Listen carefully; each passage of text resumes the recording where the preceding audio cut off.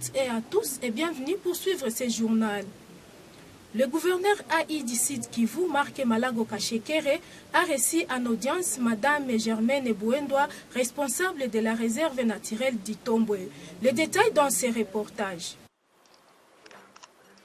Madame Germaine Bouendoa, responsable de la réserve naturelle d'Itombwe, a présenté au vice-gouverneur et gouverneur AI Marc Malago sa plainte au sujet de l'intention de l'ONG WWF de mener ses activités de protection de la réserve d'Itombwe avec les communautés riveraines sans se référer aux responsables de cette réserve.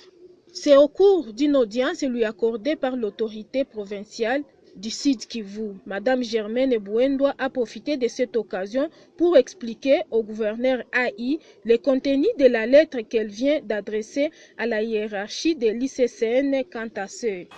L'objet était d'expliquer, de donner des explications par rapport à la lettre que j'ai adressée au niveau de l'hiérarchie de l'ICCN et dont la copie était réservée au niveau de la province. C'est par rapport aux activités que WWF veut mener au niveau de la réserve naturelle d'Itombwe. En fait, la lettre, c'était une indignation par rapport à ce qu'il y a eu une planification des activités à mener dans la réserve naturelle d'Itombwe et que moi, je n'ai pas participé à la planification, mais j'ai vu quand même des associations venir dans mon bureau au niveau de Mwenga. Et ces associations qui m'ont présenté les invitations, soit disant que je dois participer dans leurs activités. Et ne connaissant pas les tenants et l'aboutissant de ces activités, moi je n'ai pas participé, mais moi j'ai écrit la lettre et j'ai réservé la copie à qui de droit. Et l'autorité m'a demandé d'aller préparer et faire un document par rapport aux attentes. Qu'est-ce que j'attends des partenaires? Et il faut que nous ayons un bon climat avec les partenaires. Oui. En fait, ce sont des activités que je ne maîtrise pas. Mais selon les explications que j'ai reçues des deux associations qui se sont présentées à mon bureau, sur 10 qui sont larguées sur terrain, ils m'ont dit qu'ils veulent créer un comité d'alerte dans les communautés pour lutter contre la destruction de la réserve naturelle d'Itombwe, ce qui est une bonne chose, parce que c'est un plus aussi par rapport à ce que moi je suis en train de faire. Si les communautés s'impliquent aussi dans ce que nous sommes en train de faire, c'est une réussite pour moi. Mais malheureusement, je ne savais pas comment c'était planifié et quel est l'objectif de ce comité d'alerte. Et c'est ça, c'est pour cela que je me suis plaint. En tout cas, je suis ravie de voir qu'au niveau de la province, ils sont aussi impliqués, ils ont aussi les soucis de la réserve naturelle d'Itombwe dont je suis responsable. Et ils m'ont promis l'accompagnement des autorités provinciales dans la gestion de cette réserve. Et pour moi, vraiment, c'est un salut. Marc Malago Kashekere a demandé à Madame Germaine Bouendoa d'élaborer un document contenant les attentes de la réserve d'Itombwe à soumettre aux partenaires WWF avant la réalisation de ces activités afin de favoriser un climat d'attente et de collaboration. Les tronçons routiers sonnants CDGI se dégradent de plus en plus. Les détails dans ces reportages. Le tronçon routier DGI Sonas, long de près de 100 mètres, qui relie les avenues Maniema et Patrice Emery Lumumba, se trouve actuellement dans un mauvais état. La chaussée est pleine de gros nids de poules sur toute sa longueur.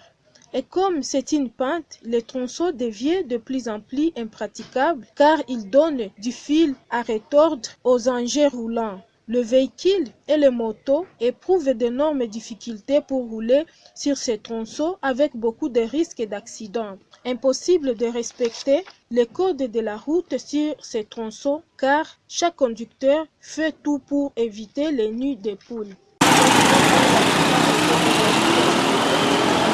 L'intersyndicale du Sud Kivu a organisé une marche pacifique à Bukavu. L'objectif de ces marches suivait ces reportages.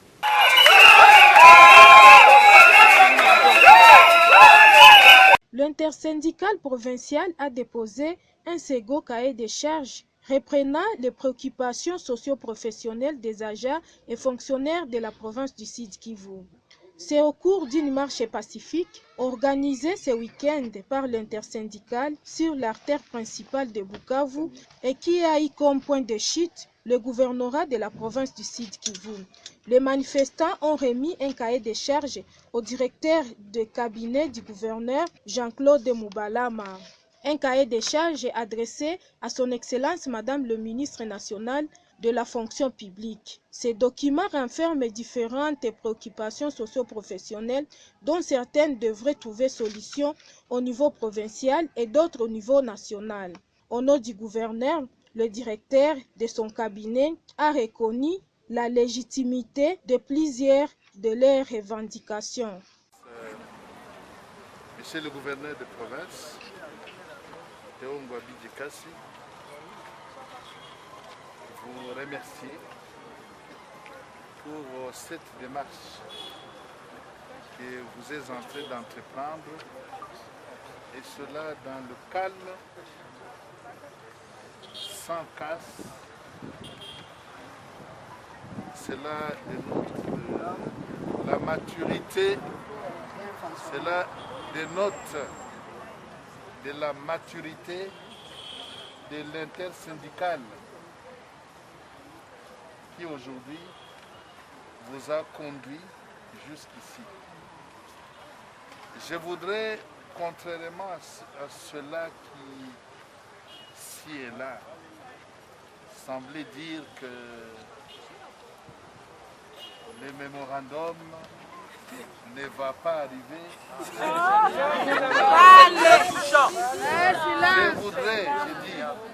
Je voudrais rassurer tout le monde que ce mémorandum va arriver tout de suite là. Le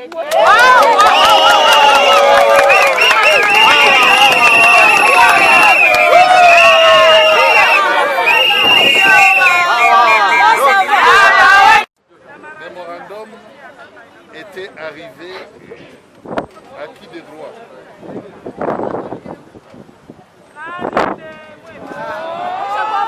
Ce qu'il faut retenir, c'est que moi je ne suis qu'un mandataire, un intermédiaire. Donc je n'ai pas de discours à faire maintenant. Mais ce que je peux vous dire et vous rassurer, c'est que dans certains points que j'ai entendus ici, vous êtes en train d'enfoncer une porte déjà ouverte.